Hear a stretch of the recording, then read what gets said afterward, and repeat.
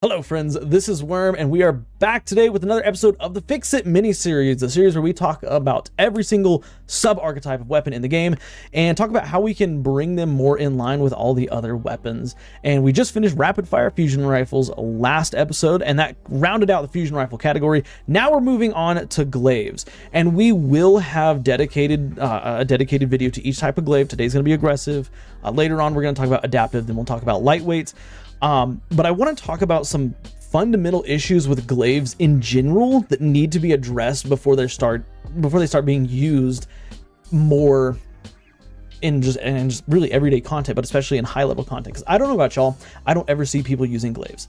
Like, it is a once in a blue moon situation where I see somebody rocking a glaive, and I see them rocking a glaive, and I'm thinking, I wonder if they have a glaive bounty or something like that they have to do, because that's the only time people are using glaives. And why is that? Well, I think there's basically two issues with glaives.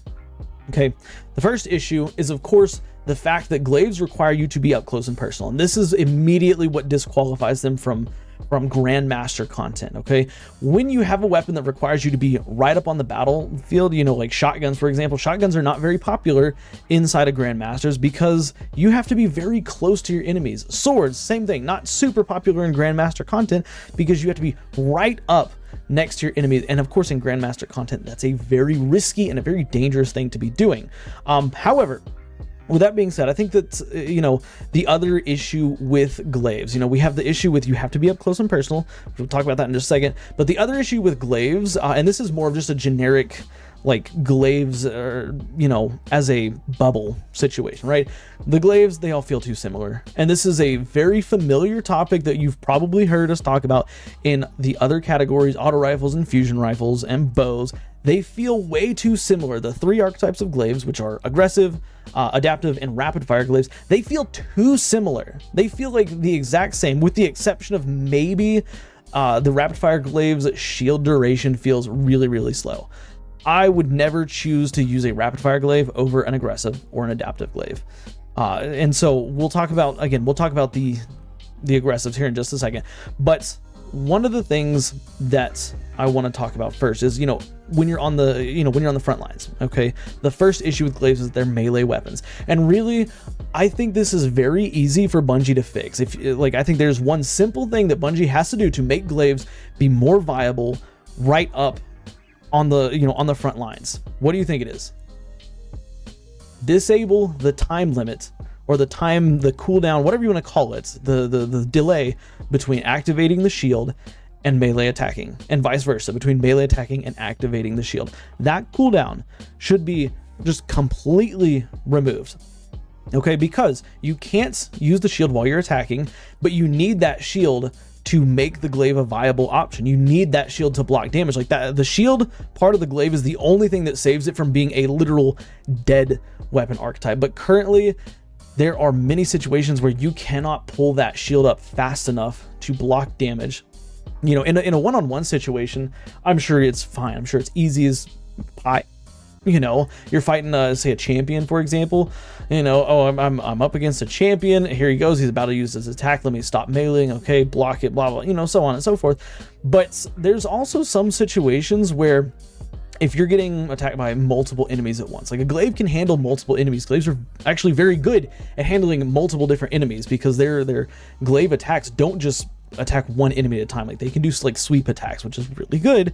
But again, engaging that shield before you take too much damage is difficult. And the way I'm picturing how a glaive should be used is, imagine a knight. Okay, a knight, you got a shield in one hand, you got a sword in the other. Okay, similar principle with the glaive. When you're meleeing, you have the shield down and you're going at it, blah, blah, blah. But as soon as you see an attack coming, you have to put up your shield, and all you have to do is quickly raise that shield, right, and put it up right in front of you, then lower it, keep attacking, put up the shield, block. And I think glaive should have a similar functionality. When you're melee attacking, the second you tap that shield button, it instantly engages that shield, and as long as you're holding that shield button, it will hold that shield up and engage. Then when you tap the melee button, the next time you tap the melee button, it disengages the shield and you can go back to meleeing, right? But again, the transition between the shield and the melee is almost instantaneous. Like maybe not instantly, but I mean within 0.1 seconds maybe. I mean like a tenth of a second I think would be a very, very appropriate speed to be able to engage that shield. That way you don't run the risk of dying. You know, if you're you know, damaging a champion, you know, and you know they're about to attack, you can see them getting ready for an attack.